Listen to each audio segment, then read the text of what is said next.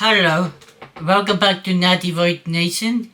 We're doing a My Hero video, but it's not gonna be a reaction since the show is completely finished. And since the show is finished, I kinda wanna do tier rank all the characters, but because it's gonna be a long video, this character tier list is gonna probably be split into three videos. The first one will be about like family members and pro heroes. Then the second part of the video will be UI, students, plus teachers, all that sort. And then the last part of the video will be about villains. But yeah, I will separate it out so it's not too long. But yeah, as you can see, we're ranking characters. Every single character in My Hero. There's like over 200 characters here. But let's get started. As you can see, S is the best, F is the worst. And yeah, I'm looking forward to this because I actually really enjoy ranking characters and like talking more about My Hero even after it's gone. This is specifically only focusing on My Hero, so no characters from Vigilante will appear in this tier. But let's get started. So, the first family we have is Coda's parents. We don't really get much of them in the series, but they do the jobs. Like, the reason of being made in the story is so Coda can have his character arc of like not believing in heroes because he loses them to like believing in Deku. So for that reason, I'll put them in detail. Now, Hawk's parents also serve the role. I just don't like them because they're just unlike Endeavor. They're abusive and they stay really bad parents. Even the mother, even though like Hawk looks after her later in his life, she still doesn't seem like a good mother. It seems like they're just burdens or like crappy people. Honestly, I don't really like them, so they would be E tier. Frobby's family you don't get much of, but it was nice seeing her family, so I'll put D tier. Jewel family as again, it's something to motivate Jewel into like being a singer, but at the end of the day, you don't get much from them, so I will also put in D tier. Okay, so now we got to the interesting families. Shigaraki. Shigaraki, most of them, his grandma, granddad, his mom, you don't get much about, but you do get like some cool, fun moments with them interacting. However, they don't really stop their dad from abusing Shigaraki, which they really should. But they're all also will be in detail, but they're definitely ahead of the rest of the families.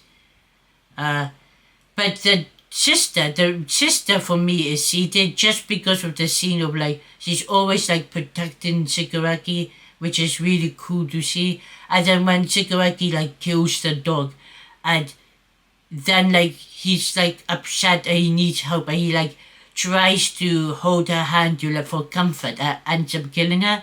Like that scene is so messed up that like I think she deserves to go see just for the way she died.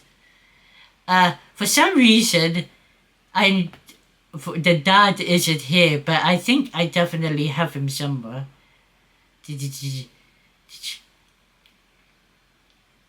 I'm sure the dad is somewhere on this list.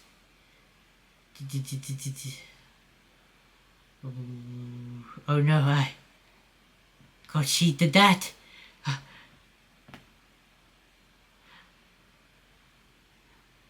I'll rank the dad later.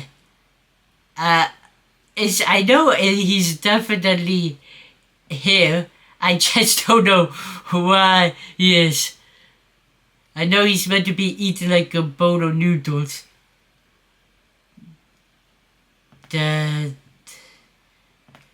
Just a quick look. Boom, boom, boom, boom, boom, boom, boom, boom. No, no, no, no, no, no, no, no, no, no, no, no.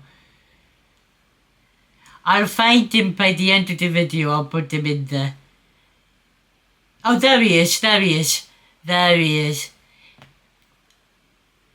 Oh no, I found him again. I found him. Do not worry. Basically, he's also cheated. He's a bit behind his daughter, just because his daughter was very nice to Shigaraki. He was an absolute asshole. Honestly, he would be D-tier because what he done for the story and about how he treated Shigaraki is a negative factor for me. But literally, because of the last season, learning how he was manipulated by All For One, that just right there sort of makes him much more of an interesting character, which pushes him to C tier. Bottom of C tier, but still C tier. Deku's mum, she has some really great moments with her talk with All Might about how he should live and look after Deku. I really enjoyed. Also, in season 8 again, her saying Deku do your best were that's what he wanted to hear when he found that he was crackless and asked if he could still be a hero. So she has some good moments throughout the show, but at the end of the day, again, she doesn't do much, so she is just seated, but she's above the Shigaraki family. Bakugo's mom, I find absolutely funny. She's just hilarious, how she's the one who can make Bakugo go quiet. I just like her personality. And she also got some cool moments in the show. Probably out of all the parents, apart from the Shoto family, she's probably she's the highest. Deku's father, he has one moment that's pretty cool again in season 8 when Bakugo's crying that he's let's leave them alone so he can have this moment by himself. That's cool, but I think he very much gets overshadowed by by his wife. So I will probably put him in D tier. I'll put him above the Shigaraki family in D tier though. Now this is where it actually gets really interesting with the Shoto family. The Shoto family for me is one of the best things about My Hero. That arc, Todoroki arc with his family and them healing as a unit is really interesting. Especially Shoto's sister who's she's trying to keep everything together and keep it a happy family even though all the terrible things Endeavor did to them. That's to me top of she's above all of them. She's definitely a C tier. But I also like how she's the one that wanted the family so much that she's probably the kindest and the most to forgive the family, which I really like. And then Natsu is on the other end of the spectrum of well, I think he does forgive Endeavor. He can't forget him. He can't forget what he does. And he's chosen to abandon him by the end of My Hero. He doesn't want anything to do with the family.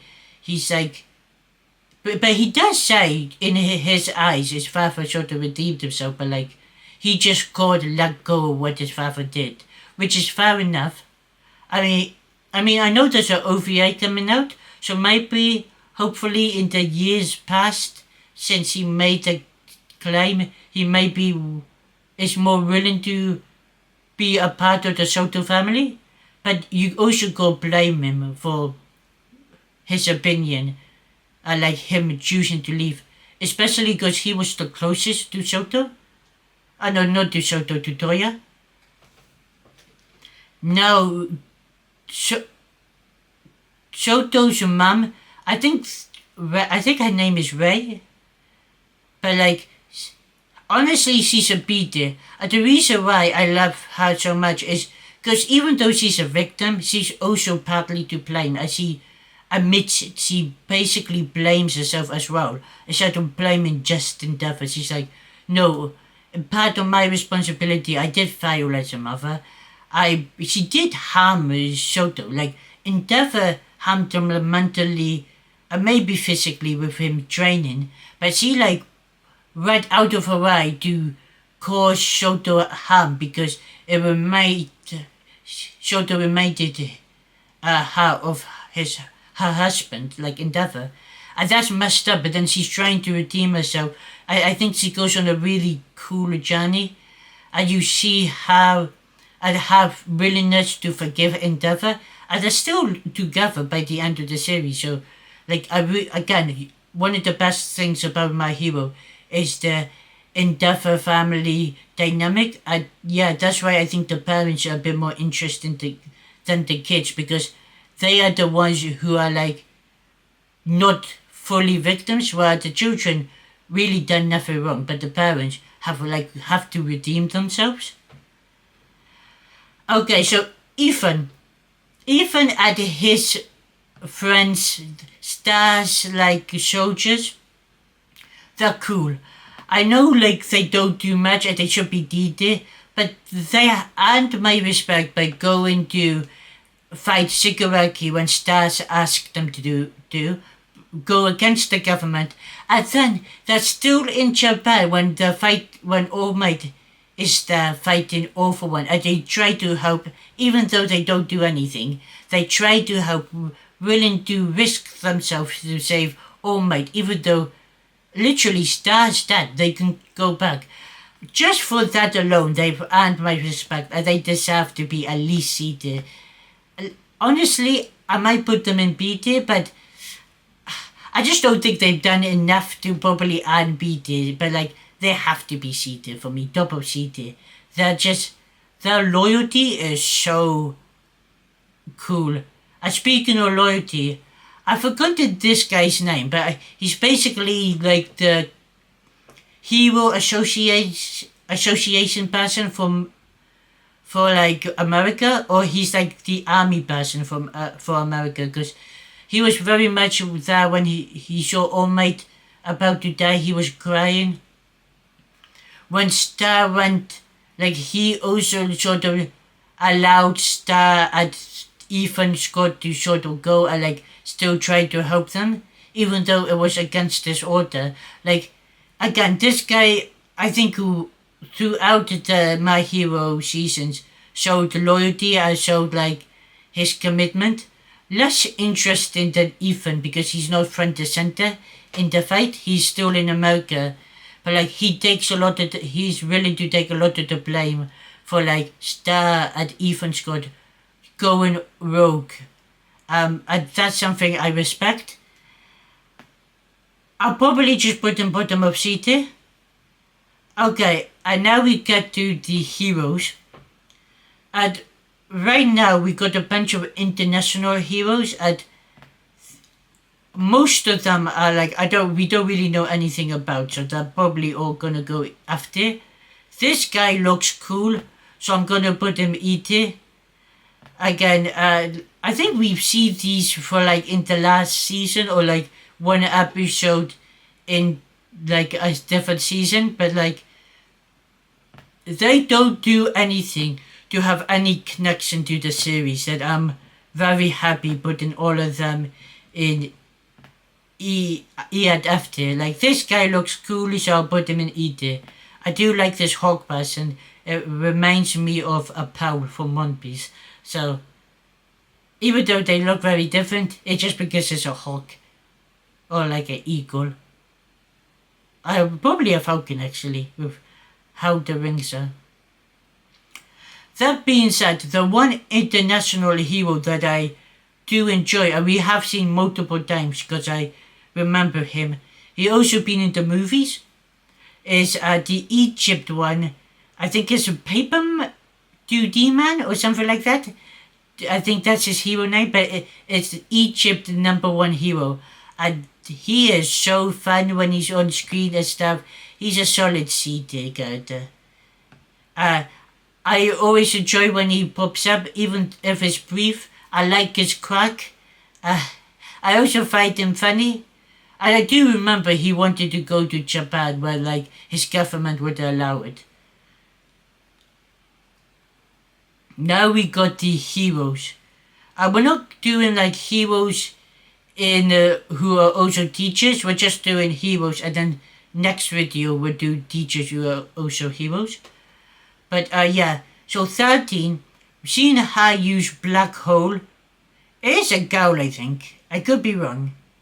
It looks like a girl to me. I should have fact checked before I started the video.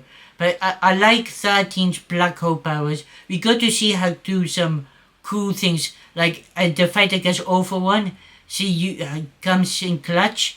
In the first season, she is like she helps Ida escape a call for help with her black hole. But we also see her get destroyed, and I actually really like her powers and stuff. She's an enjoyable character. I'll put I don't think she's done enough to be beaten, but I'll put a double C there. Crimson Riot. The issue with Crimson Riot is it's cool for what he does with Red Riot, but other than that, we know basically nothing about this guy. She's only appeared, I think, in the final season of in the final episode, final season of My Hero, as he was helping Mai in a support laboratory, but that's really it. We don't really know really anything about her. Honestly, she could be probably after, because we just don't know anything about her. Death Arms. Okay, so for me, Death Arm was a beater, because I liked him, I liked the personality.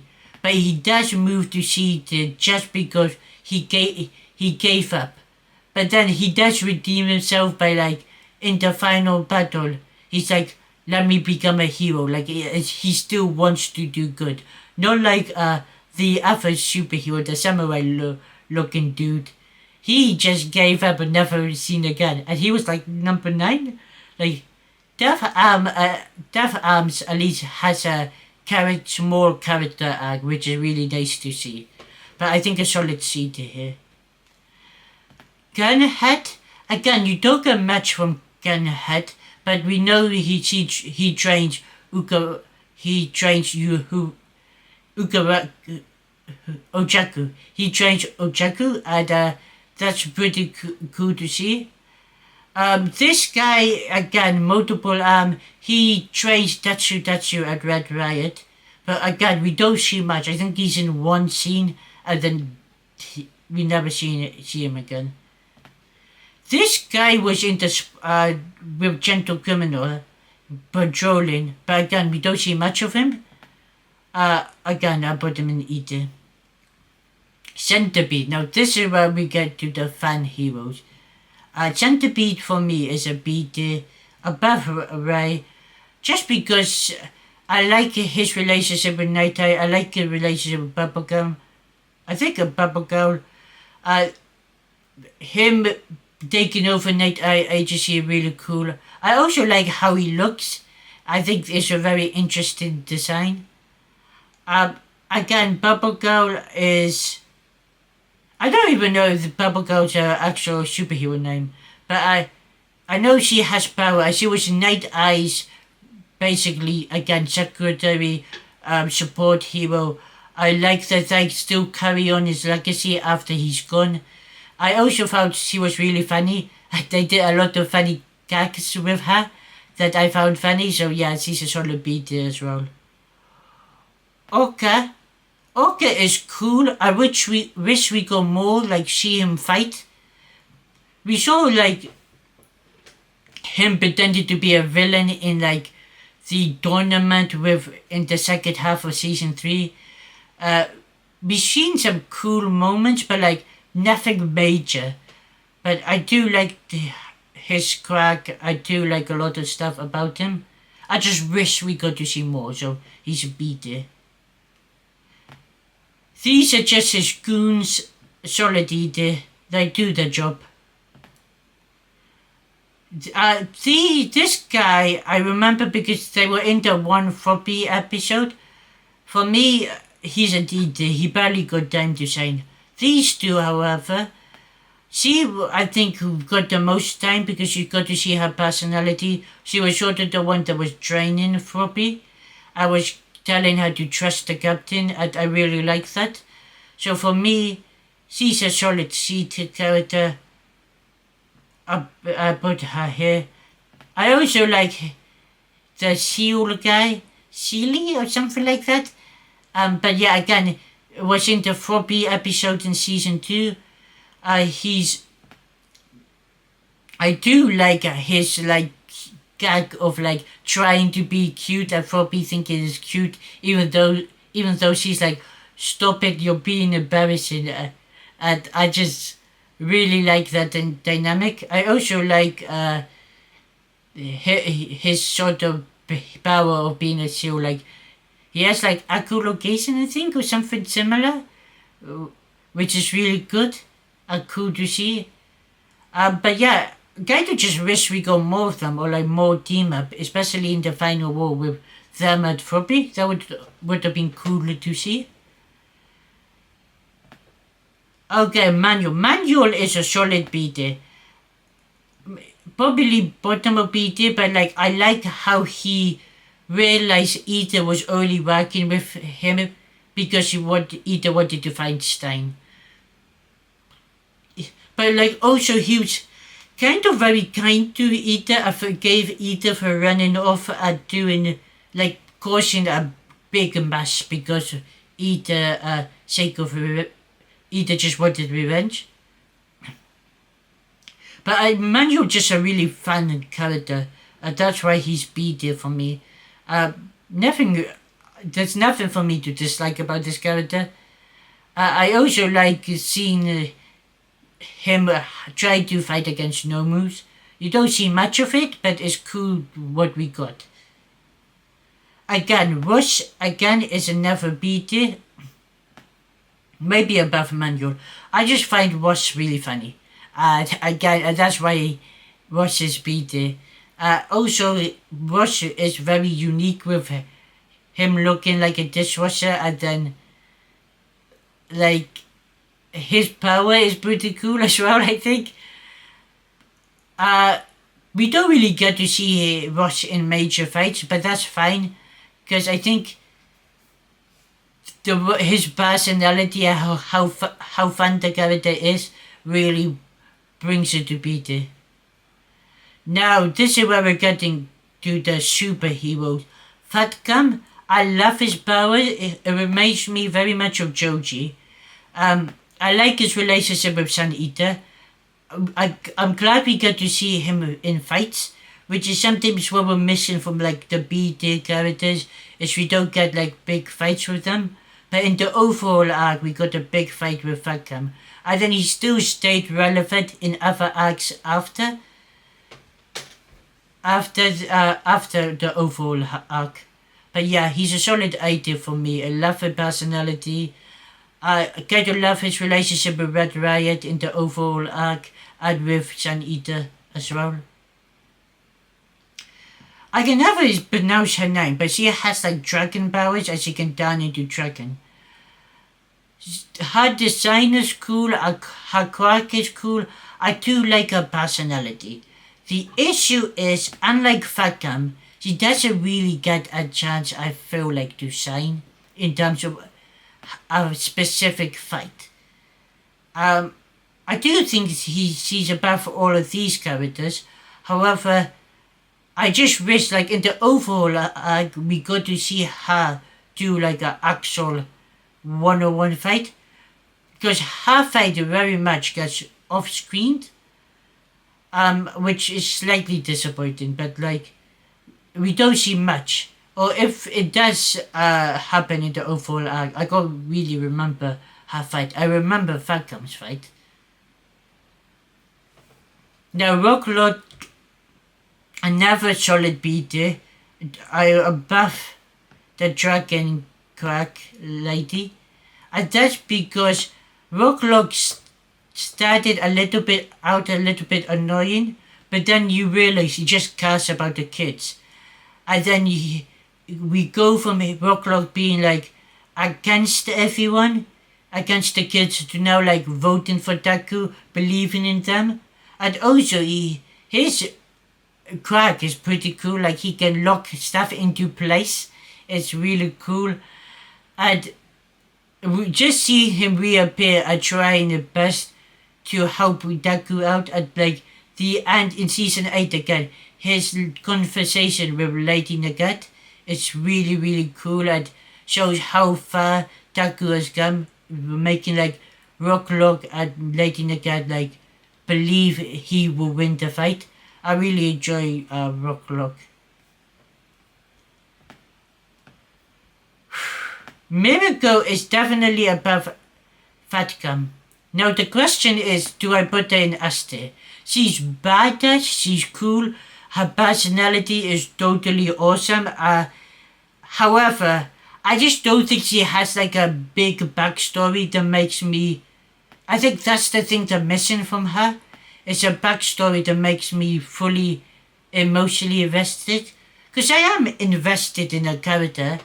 I just think a backstory would have like fleshed Miracle out more.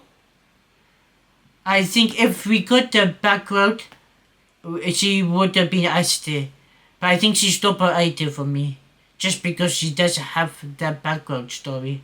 Which some things you don't need because like she's not meant to be like a major figure. But like I think what happened was she had like this cool moment and then became so popular that she kept coming back.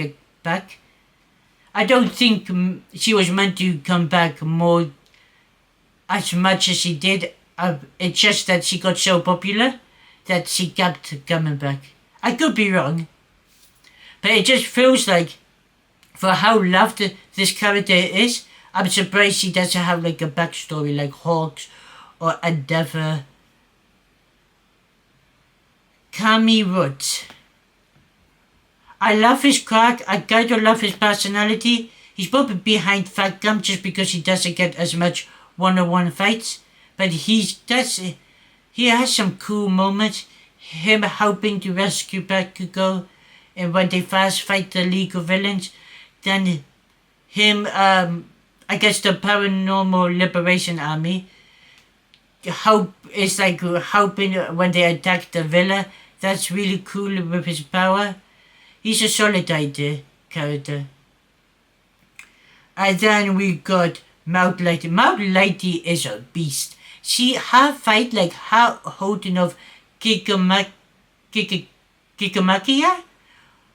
Or you know, Kikamakia. I think that's his name.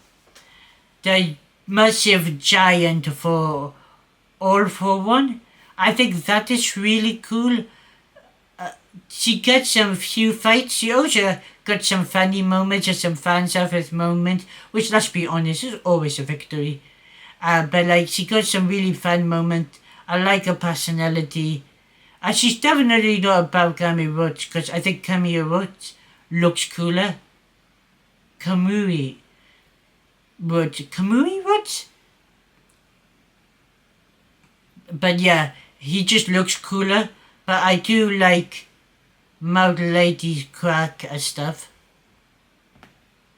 Now we could do like the Pussycat section. For me, they're all in the same category. They're all solid B tier. I like them as a unit. I like their personality. I like them as a unit. Like the personality. I feel sorry for when this Pussycat, her power gets stolen, her Sarge crack. But like, what they do when they jump in and they help out a little is really fun. I definitely enjoy them more than these characters, probably more than Orca. Because they get like the training camp where you get to see them in action. She's probably my favorite of the Pussycat because she also interacts with Kota the most. And she's sort of the leader of them. Taika is also, I do like Taika power as well. But like, because Ragdoll is the one that gets her crack stolen. And that's very sad. But like, she's also very cracky as well, which is fun. But yeah, I enjoy these characters. I enjoy the teamwork. I enjoy the dynamic. I enjoy the dynamic with Class 1A as well. So yeah, a solid B tier characters for me. Best Genius. Not only is it crack super cool, I love his relationship with Bakugo. I love that he's the number 3 hero. I thought Hawk killed him when he tries to join the League of Villains. Best Genius is amazing. I really love it. Like every time he's on screen, he does so cool. Like him using his power to like tie up Gigantomachia is really cool to see. His dynamic with Bakugo is also really cool to see.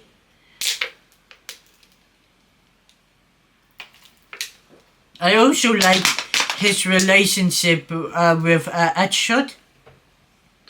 He's again a solid idea. I don't think he has the backstory for me to push him into S tier. But his leadership skills is amazing.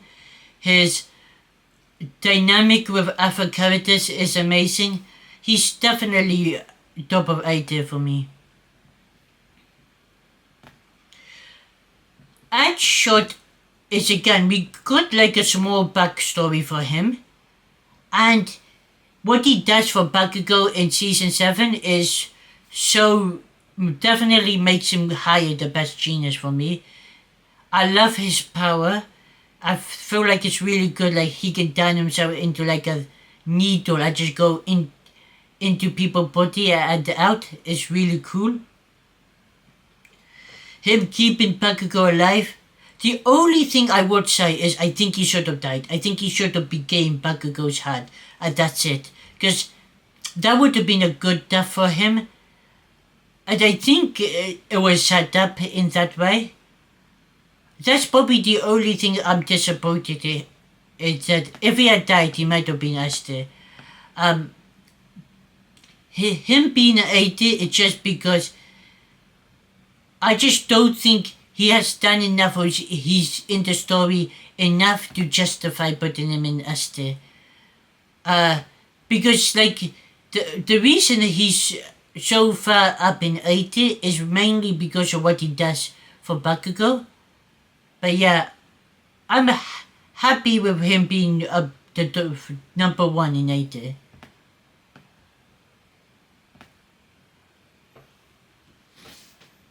Now we're going to former heroes or heroes that have retired. So Hawks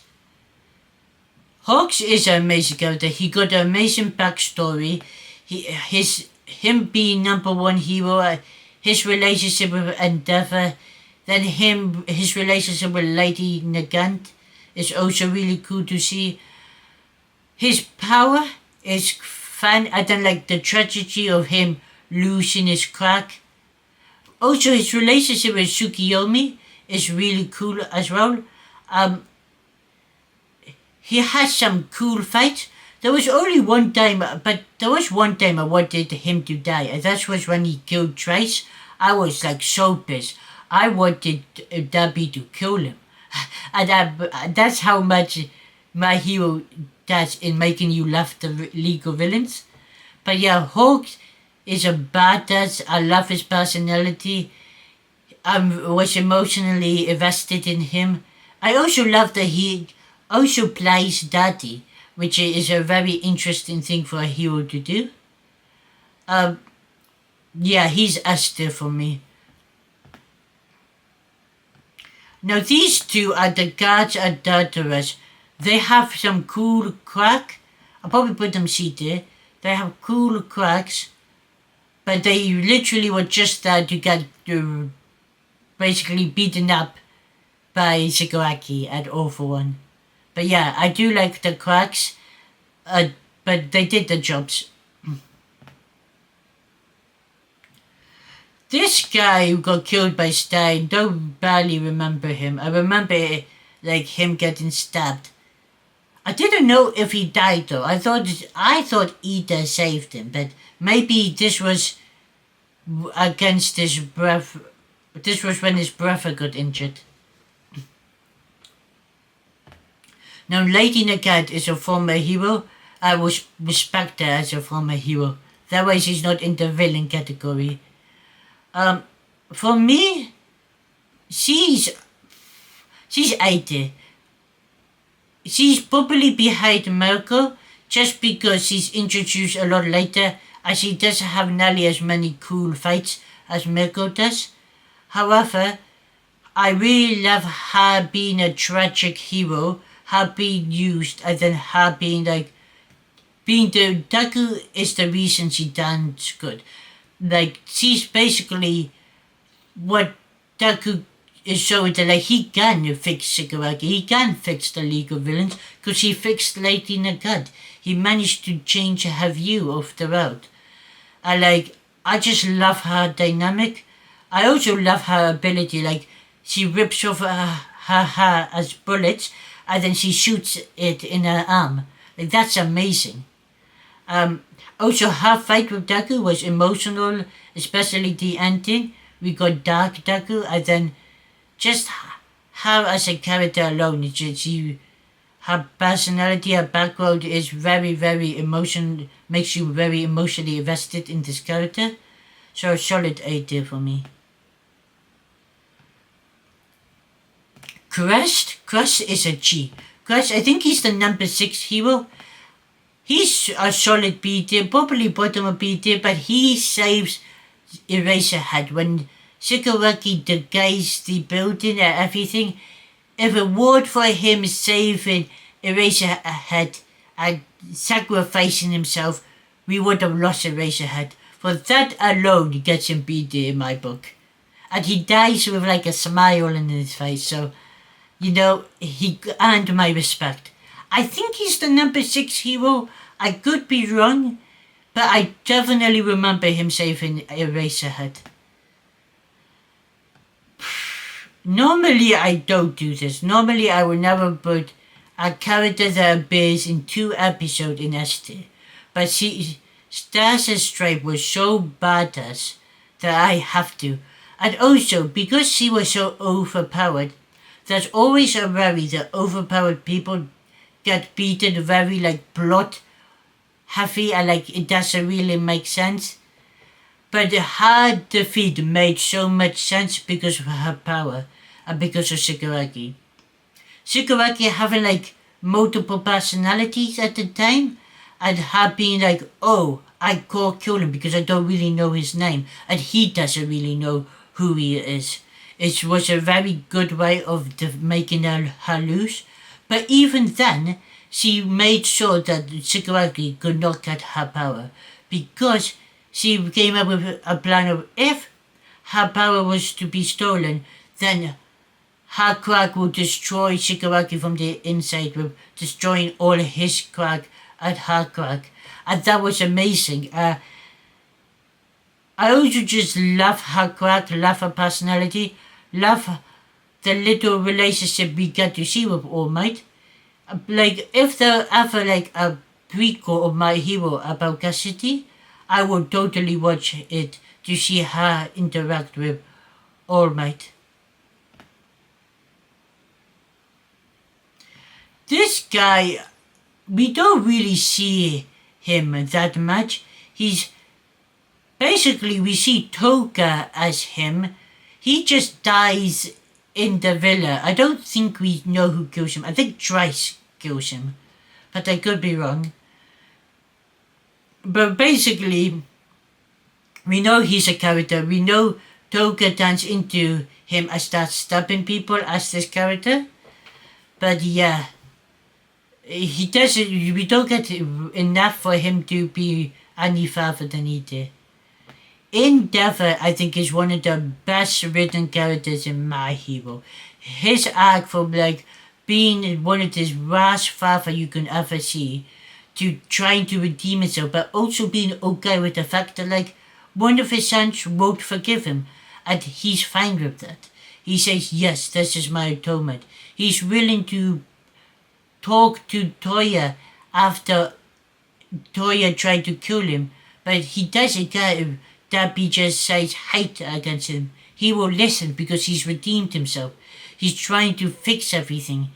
And him being a number one hero, we get to see so many badass moments. His fight against All For One, so cool. His fight against the Nomu in season 4, I think, is so cool with the help of Hawks. Some of his abilities is really good. Again, the Soto family relationship is one of the best things in My Hero. His relationship with All Might and how that develops, again, is another thing I find interesting. And then him being happy with whatever Soto being a hero is. He's happy he finally lets go and lets Soto be the hero he wants to be and not the one that Endeavor tried to force on him. That's really interesting. Like, he read from this character that I was like, oh, I did not like to becoming one of my favorite characters in My Hero.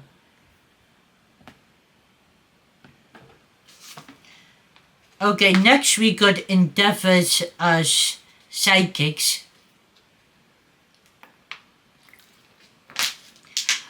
They are fun.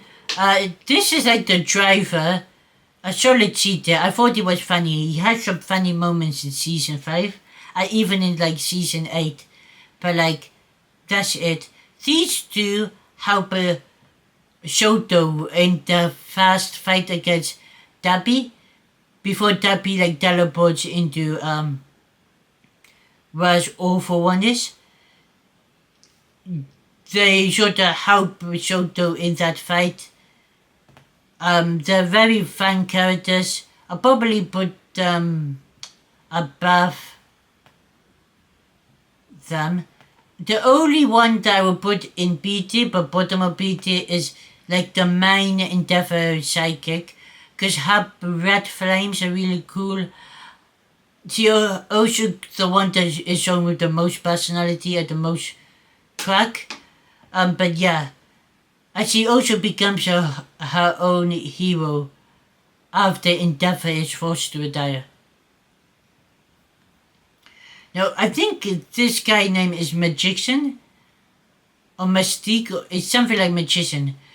He doesn't get so much to do, but there is this one moment when they're fighting Kikomakia where he dies, but he's turns the children into balls and gets them away from the battlefield and sacrifices himself. That was the dopest moment. He also trained Momo, which was fun to see them interact a little bit. But yeah. This guy died against Gigamonkey, but I don't even remember him, so he goes in F tier for F. Rest in peace. Night Eye, S tier. This is when I knew My Hero was gonna be one of my favorite anime of all times. The overall arc is so good. Night Eye trying to find a different way for All Might not to die is really cool, and then him fighting it through Deku. I also like how Deku and his relationship changes in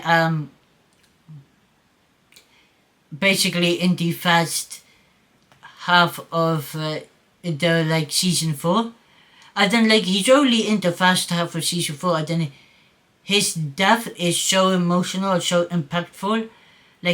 His relationship with All Might, his relationship with Lemillion. Also, him telling Lemillion to keep smiling and to keep joking is so cool. I love that him and Deku are also the same side of different coin. He's a massive All Might fan, same as Deku, and knows all about him and has collectibles. I love everything about Night Eye. I love his crack. The way he went out is one of the coolest stuff in My Hero. And yeah, you still feel the impact of him in season 8. Now this guy fought, I think, Shigaraki when in like season 4 after the overhaul arc. We don't really get much of him about him either. Cyclops guy, X-Clops, or whatever this superhero name, had one job not and still messed it up. To be fair, he got unlucky, but yeah, a solid D there. This guy is like the samurai. I don't know his superhero name. I just know he was a number 9 hero. I just abandoned everyone because they lost. This guy looks cool, but he's a D. He is just above Crimson Riot. But like, there's no way I can put him in C tier after him just retiring as a superhero. Ida?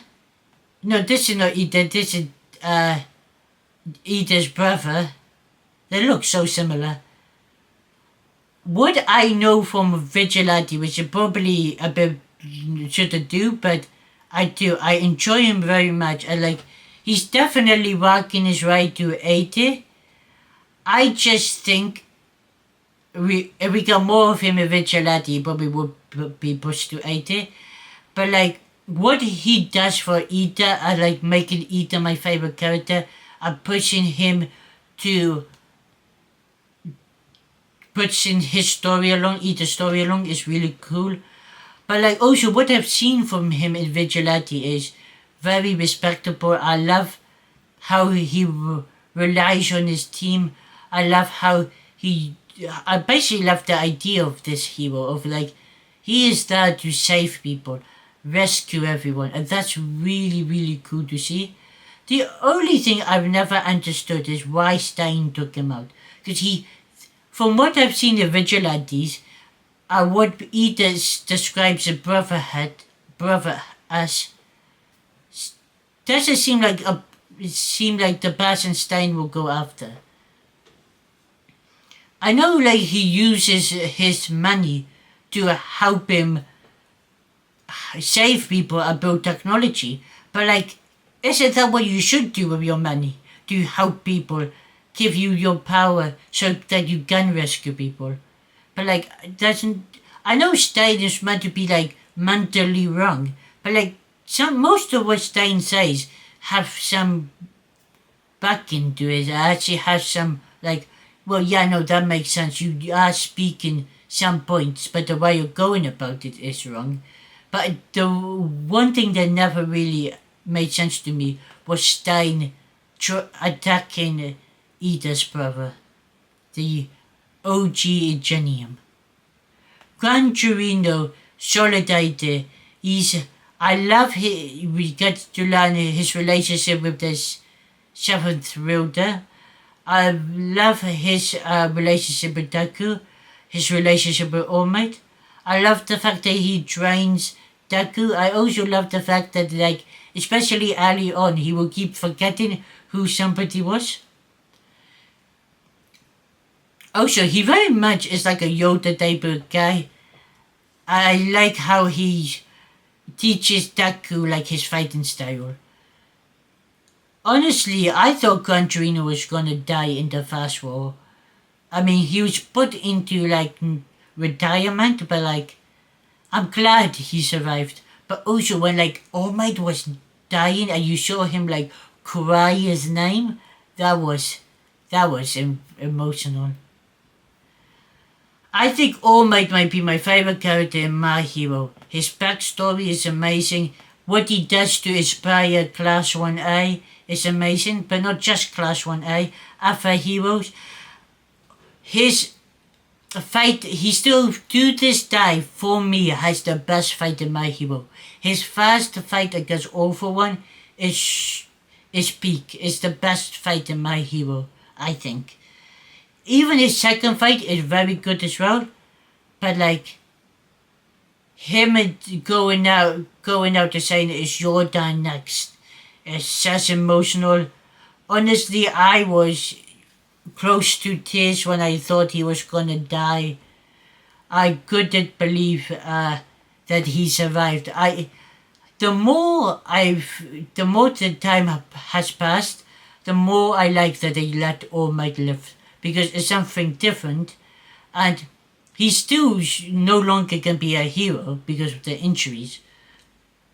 But I love the fact that he was still willing to die for the sake of just buying Deku time. That's literally all he did when he fought the All for One the second time. It was not to win the fight, it was literally to just delay him.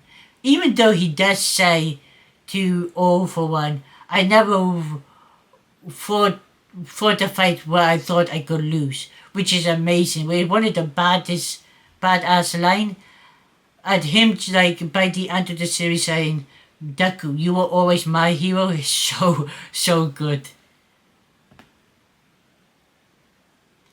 And there you have it. That's all for this video. I've done pro heroes and family members of like different characters.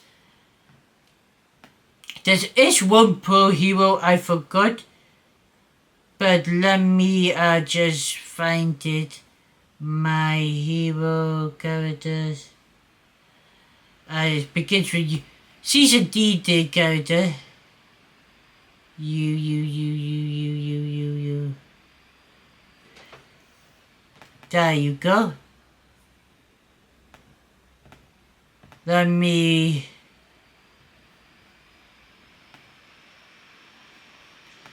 I'm just gonna...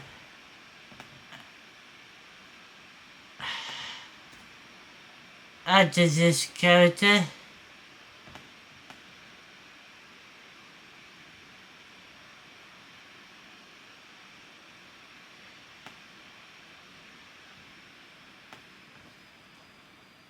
Why could I find him?